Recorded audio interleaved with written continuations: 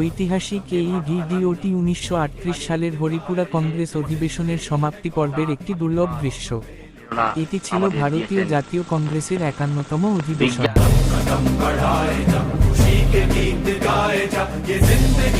অধিবেশনের সভাপতি ছিলেন নেতাজি সুভাষচন্দ্র বসু।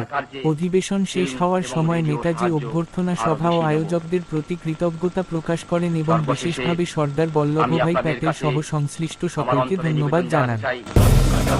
নিবেদন হচ্ছে এই যে আমাদের জাতির ব্রত এখন উদযাপন হয়নি, আমরা এখনো পরাধীন, এ বিষয়ে কোনো সন্দেহ নেই। ভারতের স্বাধীনতা আন্দোলনের ইতিহাসে হরিপুরা অধিবেশন অত্যন্ত গুরুত্বপূর্ণ, কারণ এই অধিবেশনের মধ্য দিয়েই নেতাজির রাজনৈতিক নেতৃত্ব ও স্বাধীন ভারতের ভবিষ্যৎ নিয়ে তার দৃঢ় চিন্তাধারা আরও স্পষ্টভাবে সামনে আসে। আগামী কয়েক মাস এবং কয়েক বছরের সোনার উপরে আমাদের জাতির ভবিষ্যৎ অনেকটা নির্ভর করবে।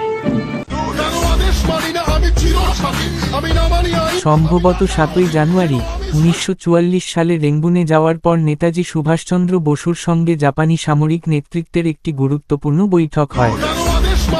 বিশেষ করে ২৪শে জানুয়ারি ১৯৪৪ সালে জাপানি বার্মা এরিয়া আর্মির chief of staff general Eitaro Katakura Netaji Subhash Chandra Bose এবং শাহনওয়াজ খানের সঙ্গে বৈঠক করেন। সেখানে ভারতের দিকে আসন্ন সামরিক অভিযান এবং আজাদ হিন্দ ফৌজের ভূমিকা নিয়ে গুরুত্বপূর্ণ আলোচনা হয়েছিল।